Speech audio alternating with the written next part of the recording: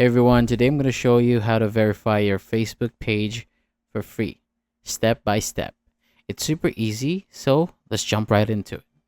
First, open up your Facebook app on your phone, and once you're in, tap your profile icon on the top right corner. That will take you to your profile. Now, right next to the promote or advertise button, you'll see three dots.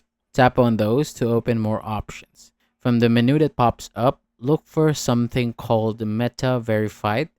This is where the magic happens. When you tap that, you'll see a page explaining the Meta Verified feature. Now, if verification is available in your country and you're eligible, you'll see an option to join the wait list. But before you do that, I really recommend scrolling down a bit and tapping on See All Meta Verified Eligibility Requirements. This shows you everything that you need to qualify. Here's a quick summary of what you'll need. You must be at least 18 years old. You need to live in a country where Meta Verified is available. You have to have full control of the Facebook page that you're trying to verify.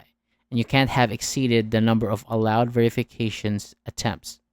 Also, make sure your profile or page has a real name that matches your government ID, a profile photo, and cover photo.